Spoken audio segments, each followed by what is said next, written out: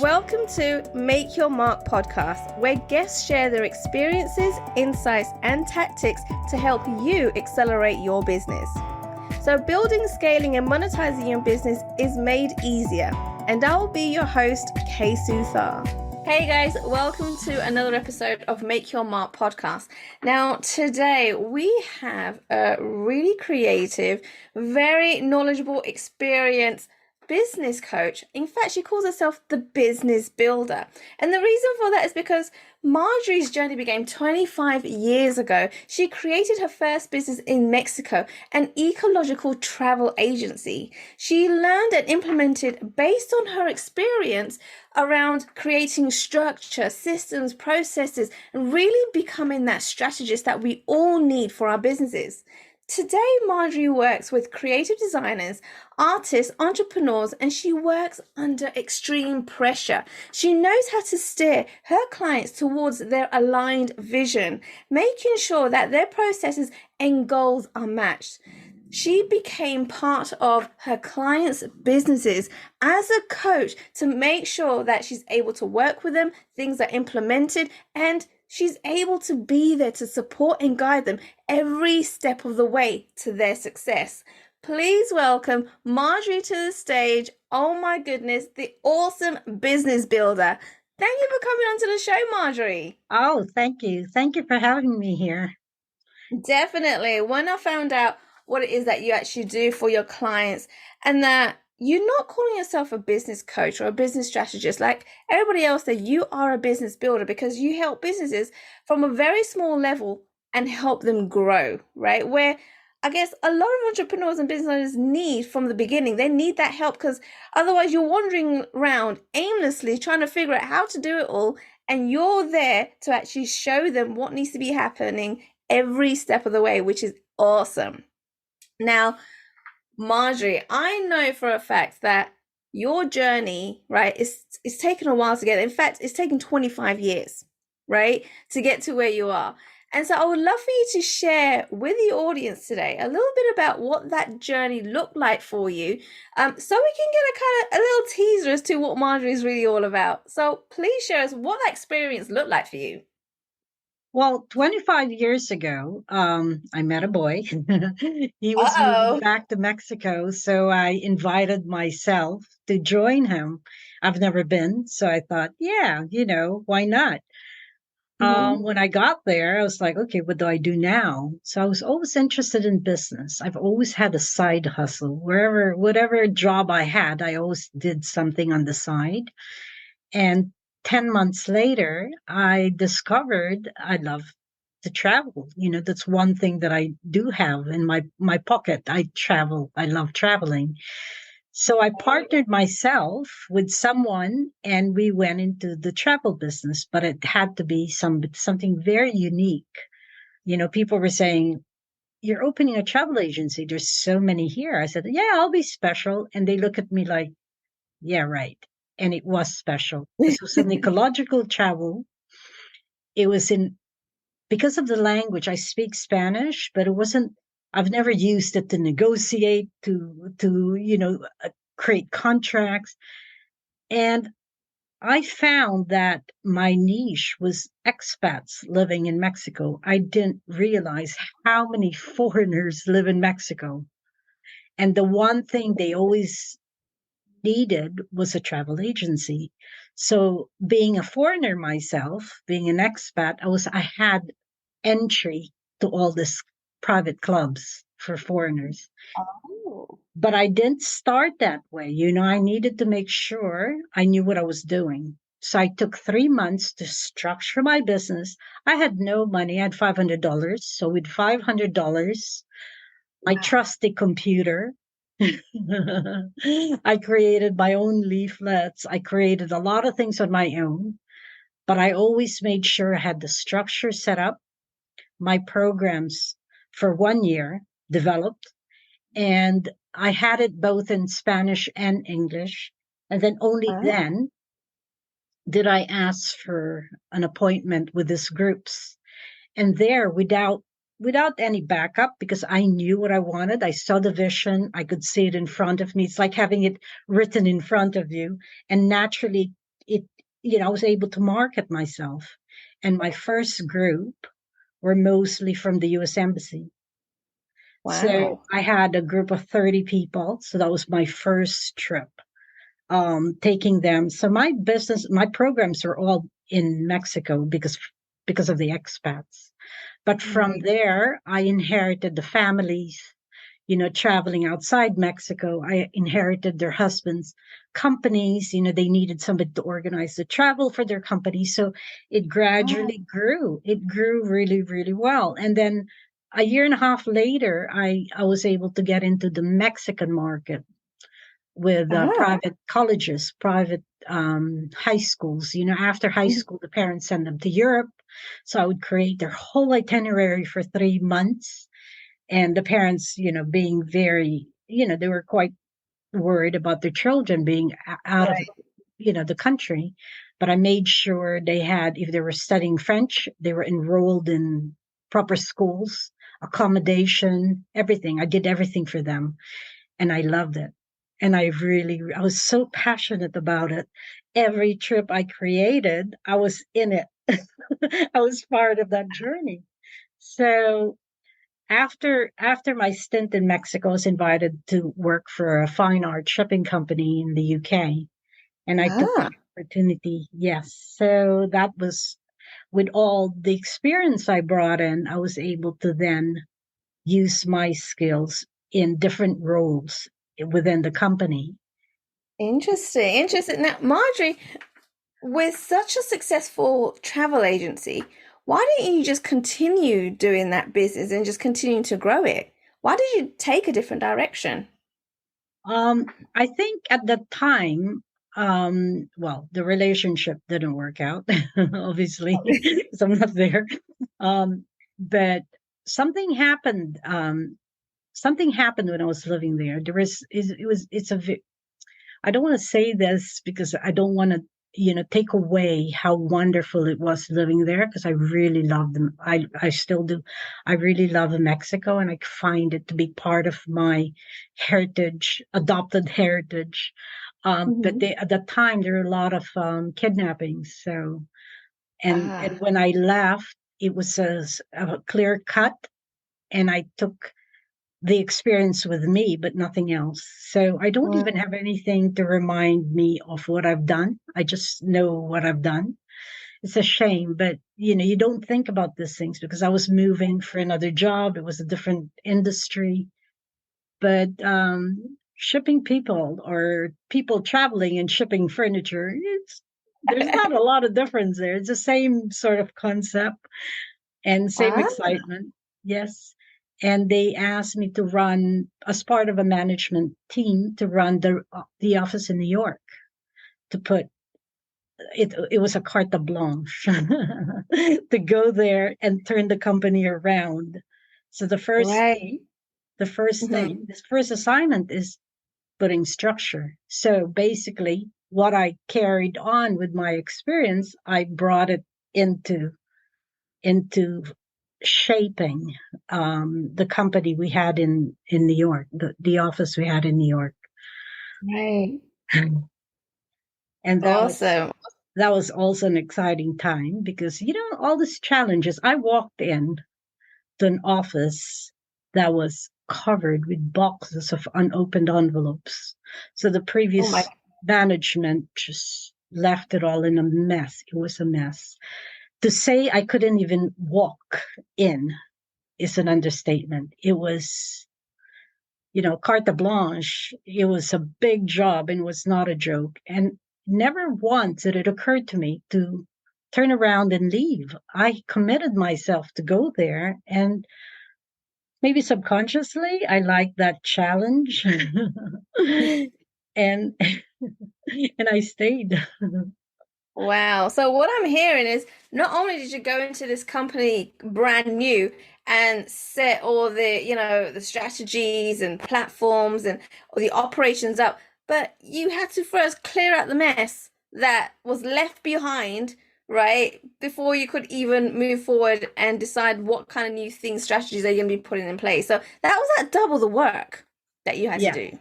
Yes, it That was. is crazy. That was, and how long did it take you to clear up what was left behind so you can, or the company can actually move forward with new strategies? It was an ongoing battle from day one. So the first thing I needed to do was open all those envelopes. There must have been a good thousands of envelopes. So I needed to get a picture of what was happening. Like, what Mm, were the problems? So it's the same technique I use with entrepreneurs. Where are you at? So where is this company at? How we had no visible numbers as to what we owed. All I knew is my first visitors was a marshal. I didn't even know what a marshal. He was basically he came in and I said, okay, what assets do you have here? And I was completely confused as to why. But I explained I just started, you know, mm, let me figure out what's going on. And then, we went from there. And I have a lot of vendors to thank for it because I called all of them to help me. I was new. I needed to find out what was going on, to send me statements, and then you just go from there and then slowly right. figure out how I'm going to pay them, what's in the pipeline. So not only did I have to work on the structure, I had to look at the process, who were getting credits. The clients were getting credits left, right, and center, and nobody was chasing them. So to get that, it was every day. And then come up with a payroll. I had a payroll to people to pay at the end of the week or the end of the month, bi-weekly. They do everything there bi-weekly. So yeah, it was a Wow. real.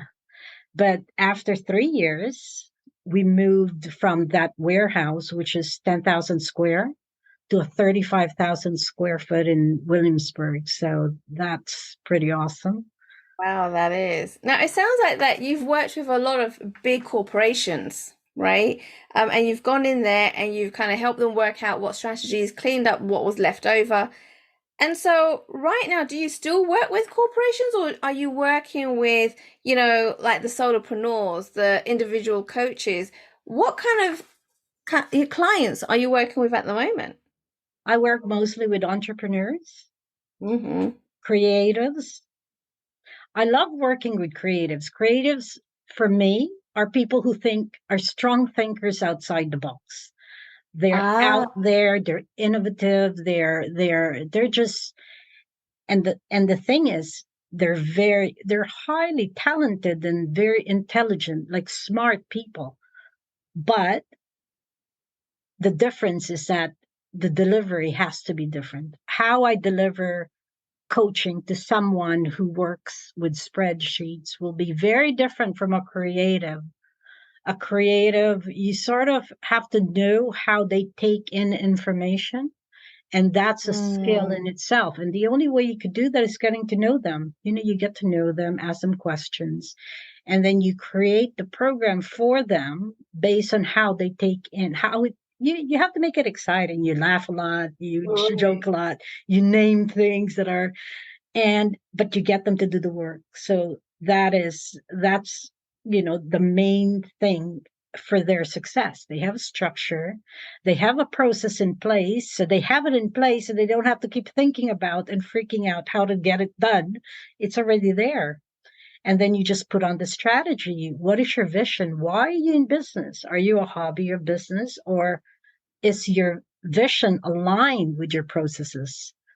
Is your processes able to support the business you're currently in? So you just make the changes and yeah, then you put strategies. If their goal is earning a certain amount by the end of the year, you have to create the income stream or the revenue stream to support that. If they're Right. selling Now, items for 10 pounds, they need a lot of sales to get there. right.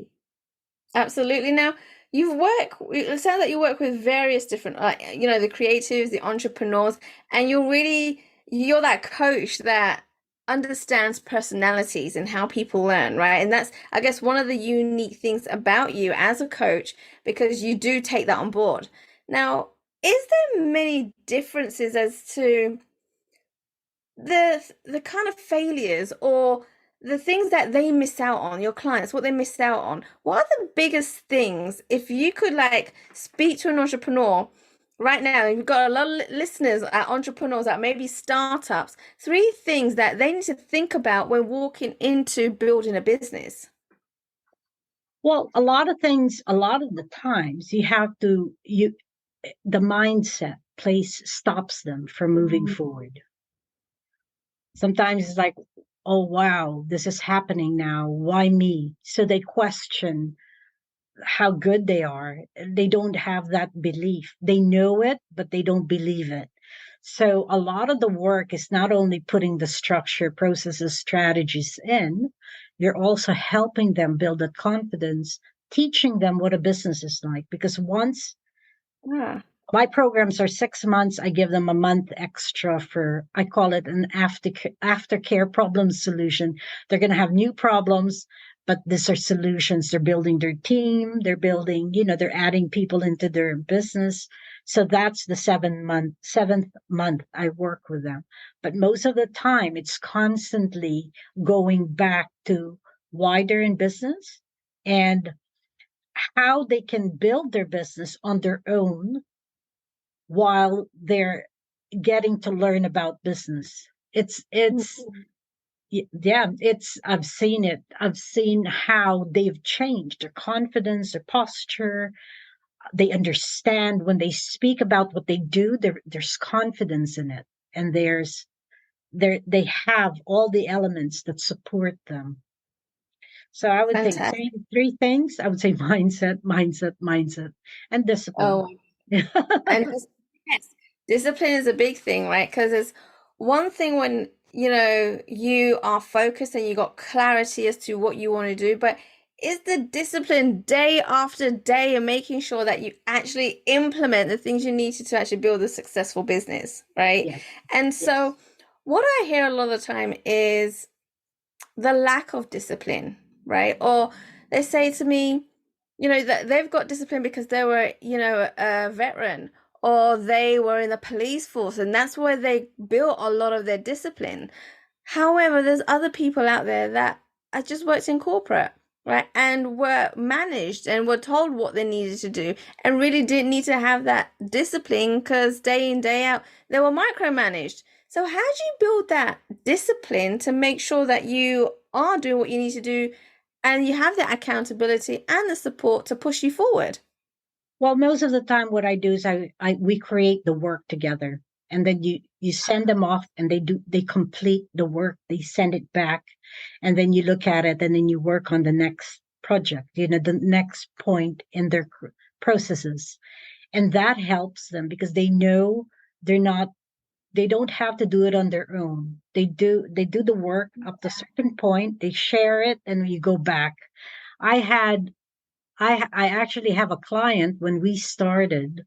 I asked her who her target market is. Target client and target audience. They're two different things. So who do you want to work with?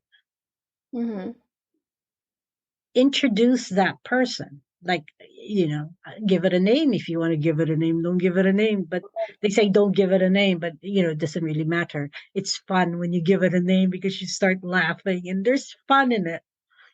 And Right. and one of my clients, she's like, well, this person is 35, she's da da da da da da da, she drinks white wine. What does she like? Where does she shop? Does she go to Waitrose, Sainsbury, Morrison? Like you really go Right. down to this person. And at the end she says, oh, wow. I know these people. I actually know them. They all live in this area or this, whatever. But it was like, yeah, I said, this is 80%. Let's go deeper. Like, Mm, because somebody successful might want to change, but they're not ready for it. It doesn't mean because they're successful, they have the finances to start a business. See, you have to look at all of that. Not mm, because somebody has a high paying job means they've got savings to start a business. Whereas somebody yeah. who might have the savings but not the mindset. So, there's all those elements that you look into. Yeah. And you just ask the questions, ask the right questions, and just keep and make it fun. Creatives, they like to create. They're fun people. Then I named the income streams. I said, let's name the income streams. So if you have a passive income that gives you, how can something give you a passive, or like a regular income would be? Hmm. For the designer, it would be having stockists, like delivering to department stores, having clients, boutiques, and where she sells her jewelry. So if they buy on a regular basis, you can count them as one income stream. Then you have your bespoke people who order from you. That would be another income stream. So whenever she gets, I name it Eeny Meeny Miny Mo, because I give them four income streams. So Mm. so I would say, okay, and she would say, I got a bespoke client today. Wow. So what do you call it? And she'll say, Mo. And we want Mo. We'll start playing. See, it's fun. You're confident, you're passionate about what you're doing. You just gotta mow in. Right. Oh, I love that. Now, I want to take a couple of steps back here because in the very beginning, you mentioned that you started your travel agent business with just $500, right? And you've Yes. mentioned now that, you got to take on board that not everyone has the money to build a business. And so you've got to be resourceful, right? And so I would love for you to explain to our audience today, what does being resourceful mean and what does it look like? Where can you get resources from to actually start a business? Being resourceful is starting with what assets you have. So assets are not, it doesn't mean as the value of an asset could be you're good at social media. So you Okay. do your own marketing. You do your own marketing. You hire a marketing person and a marketing coach to help you. That means you need to invest in that. And if you don't have that, and you know a little bit about social media, then you start on your own. You start on Mm. your own. You normally have a laptop or a desktop. You can do your own emailing. You can do your own connection network. Face now that we're doing face to face, that's it's client building. Client building. Speak to people. Join networking groups. Check what's online for free. Workshops that are for free. You're Mm. always going to learn something from it. When I Right. started, like I said, in Mexico, I had $500. I spoke Spanish. They couldn't understand me. Mm. I negotiated with airlines, and they speak English, but they refuse to speak English. You always have to speak Spanish. You're in their country. And I remember to this day, they would stare at me like, what is she saying? And they're intent, but they don't want to be rude. They're very polite. And then all of a sudden you see their face light up. It's like, oh my God, I got it. I understood. I always got the deal. Oh, wow. But it's just because of, I guess I delivered enough that they understood what I was trying to say. But I made such great connections. And that's what you Mm. can do when you don't, if you're just starting out and you don't have the finance to do, look for what's free and learn from it. Be open, collaborate. You can collaborate with other people as well. And that's what I Wow. did. When I was in Mexico, um, because I was an expat, I had the opportunity to meet other expats. So that in a way was a real opportunity. But I was living in Mexico in a Spanish speaking country. So I had to look for things. I taught English for executives. So that gave Uh-huh. me an income that I can pay my rent and continue to pursue my agency. I just did a lot of things. I did a lot of things on my own. I did a lot of posts on my own. I looked for sponsorship to sponsor me to be able to get into um, trade shows. And you use your resources, and I that love that. There's so much stuff you can do, and there's so much information out there that's for free as well, right? And it's just kind of buckling down and going through things and just searching for what you need and all of that stuff, and working with you alongside that to kind of, help people every step of the way so they are very focused as to what they need to do. Because the internet, the minute you start on the internet, you end up going down this wormhole, and all of a sudden you're looking at Amazon products, right? And shopping. And so, and so someone like you can keep people on track. Now, you've worked with a lot of different clients. What would you say are the three biggest mistakes that a lot of people make and that you've seen them make? Um, is the word FOMO? They think they Yes. need it, so they spend what a little money they have for investing into the wrong thing. And I keep Ah, telling, and I always tell them, no spending, no spending. We're not spending a cent until we have to. If you're just starting, you don't need to do a lot of things that would cost money because the return on investment is hardly there.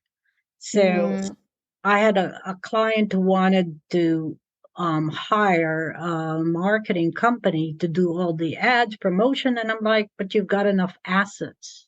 You've got photographs, you've got great videos. There's things that you have that you can use. Use that. It's all testing anyway. You're testing you've got enough good stuff to go out to be mhm. tested. If it doesn't work, go back. But don't I try not to spend right away and use because I'm having started with $500 and I knew how I grew. I represented the Mexican government trade show in the UK, the global trade show. And people's Nice. like, you don't sound Mexican. I said, no, but I've got a brochure for my company. But it's really using your resources and look at what you have before you buy. I would say that. Then you know that when you buy, you've asked yourself the right questions and then you spend for it. Then whatever you get out of it is that's the expectation you're getting from that investment. And, I highly recommend people to really look at what they have because we have enough stuff. It's like having Right. enough clothes, shoes, we know all that, right? During the pandemic, we didn't dress. So, but the same thing in business. Look at what you have, use your assets, connect with other people, collaborate, and then, yeah, but always have what is the end result you want. That, Okay. that's, that's what Awesome. I So would suggest. that was one biggest mistake that people make. Do you have two more of the biggest mistakes people make?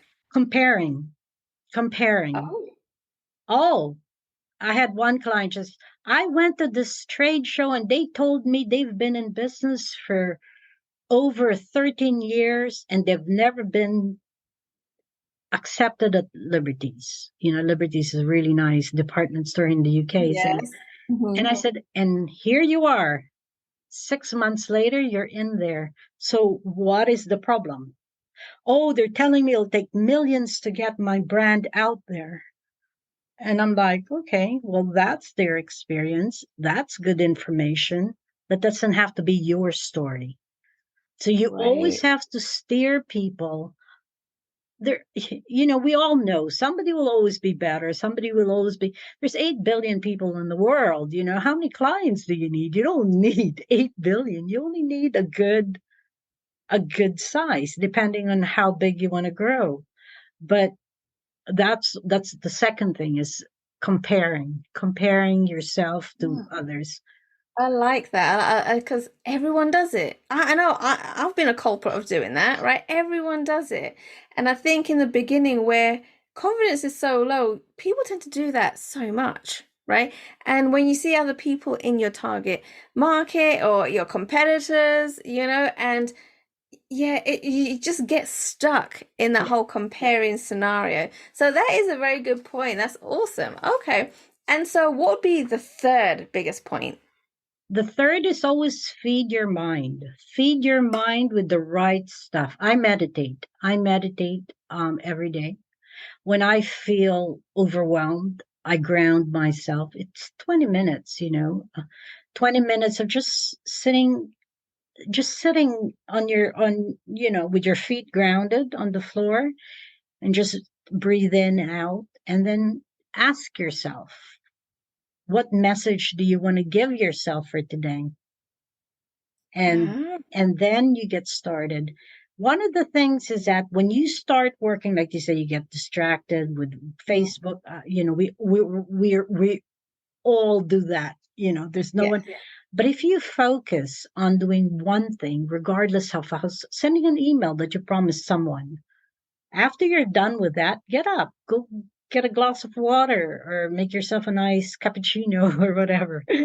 But always take breaks.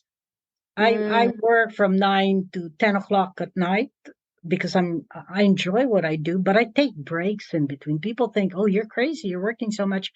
Actually, I don't work a lot. I just work and take breaks. Work, take breaks. I take a break, I hoover, and then I go back to work. And I do one more thing, and then I stop and I hoover another part of the house. So, you have to take breaks and feeding yourself. I've now created, every time someone says, "Oh, you've got to read this book," I write it down. I write I it down to see, later on, I'll check them out. But yeah, there's a lot of good books there. There's a lot of good books. But love that. meditation is real. You don't need to be spiritual to meditate. But if you sit with Absolutely. yourself when you feel overwhelmed, to just feel grounded, I think that really helps a lot. Awesome, awesome. Oh my goodness, Marjorie, so many golden nuggets in such a short amount of time. Thank you so much. Now, I know at this point people are thinking, oh my goodness, I need to get a hold of Marjorie. She needs to help me with my business. So where can they go to connect with you? Well, I've got a website, which is smartbusinessdesigns with an Mhm. s.com. And I'm also promoting August, September, and October business blueprint, which is a deep dive session for 2 hours. We go in and look at where you're at in your business, what's not working. If it's working, why touch it? It's the areas that's not working. And yes, and I'm on LinkedIn as well. Marjorie Gutierrez. A lot of people have difficulties pronouncing my last name, but with smartbusinessdesigns.com, that would be Okay. probably the easiest. My email's there. Perfect, perfect, guys. If you haven't already connected with Marjorie, make sure you go ahead and do so. The links will also be in the show notes, so make sure you go and check them out. Go and connect with her, have a conversation with her, see what she can do, because I'm sure that she can help you push your business even further than where it is right now, right? So go ahead and do it. Marjorie, thank you so much for coming onto the show.